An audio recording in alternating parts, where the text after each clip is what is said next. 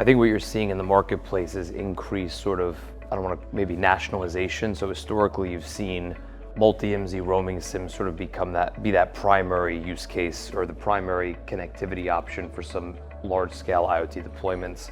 I think as you've seen certain changes in the political climate across the board, I think the need for local profiles, local connectivity to augment a roaming capability is going to be critically important. We are now coming into an area of very steady and predictable growth, which is a good news. But on the other hand, we also see that it's significantly slower and significantly more fragmented than initially thought, which means most of the IoT connectivity service providers will need to find a way to deal with that complexity.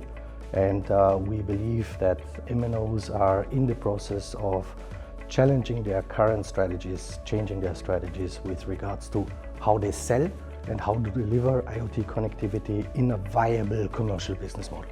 So when it comes to the overall platform capability which is being then delivered to various different enterprises, it then dovetails into what sort of platform capabilities are required to deliver different types of IoT use cases, whether it is smart manufacturing or smart agricultural use cases or even smart mobility.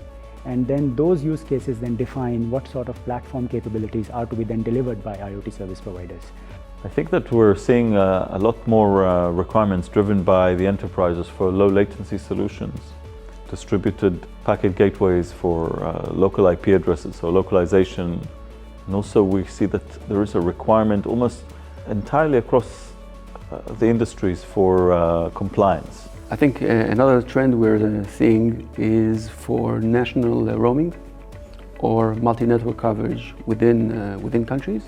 In many of the situations, a single mobile operator cannot provide this, and they're looking for alternatives to complement their own coverage in country.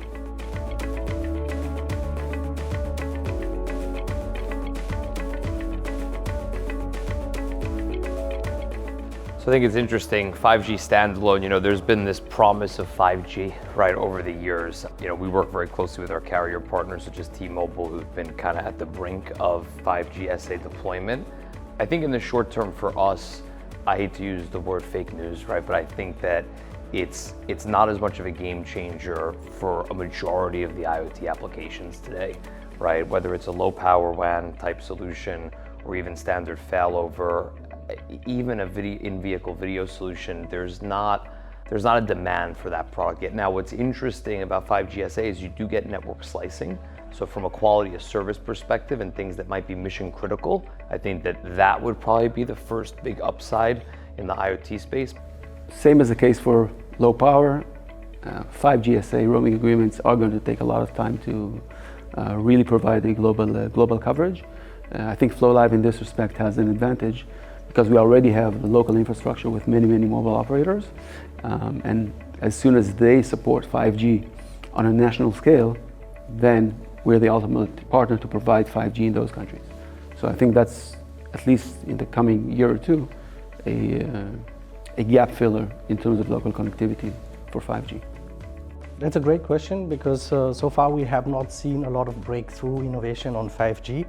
There's very little value for the consumer market, but in the IoT space, we see tremendous advantages of low latency, network slicing, but also end-to-end encryption, not only in domestic networks, but also across roaming partners. And since most IoT projects by nature are at least multinational or often global, this could be a game changer in how we deploy IoT globally. We have to also have realistic expectations here. Many operators don't have an SA core at all at this point, so it will take quite a bit of time until we have reasonable SA roaming coverage in order to deploy IoT projects on a larger scale. With 5G SA comes the possibility of massive IoT deployments, ultra-low latency implementations across the board, which have not been possible all this while.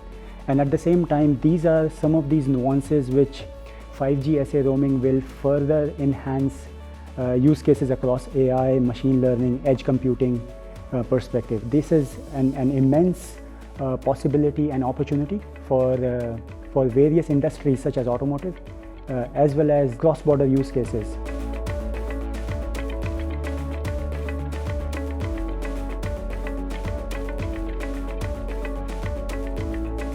Network operators and connectivity service providers have not yet understood that the cost structure for LPWAN needs to be significantly different.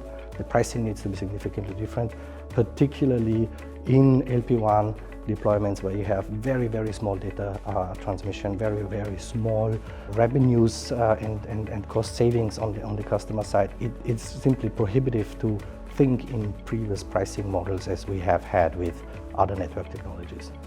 Now, with low bandwidth use cases, what we have seen is that the pricing strategy, which typically caters to massive IoT deployments, whether it is smart metering or street lighting or various different deployments in the LPWAN space, is something has to standardize for this particular industry to kind of take off. However, at the same time, I believe that 5G access strategies, and especially with 5G SA being introduced, LPWAN will dovetail into that ecosystem to be able to thrive in the near future. I think the reality speaks for itself. The narrowband IoT really wasn't there in the first place. In most cases, it was reliable in major cities, but it wasn't there in the rural areas, even in the mobile networks in the countries that adopted it. Now we've seen the AT&T announcements that they're sunsetting the narrowband in the US.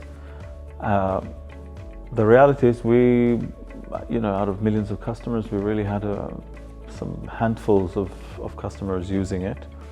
It was never a standalone solution. It was always complementing perhaps CAT-M. I don't necessarily agree with the premise.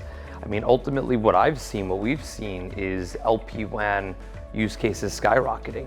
I mean, it's classic IoT, power meters, smart cities, vehicle tracking, high value asset monitoring. These are all underpinned by LPWAN. I think that you have sort of the should we deploy on narrowband or should we deploy on M1, and you have a patchwork of roaming agreements. So I think that the business case is there. The roaming agreements portion and making sure that there's interoperability between the different MNOs with a roaming product or a local product, I think that's the big gate there. But I don't think that the growth of solutions leveraging LPWAN is on the downtrend. I actually think it's on the uptrend.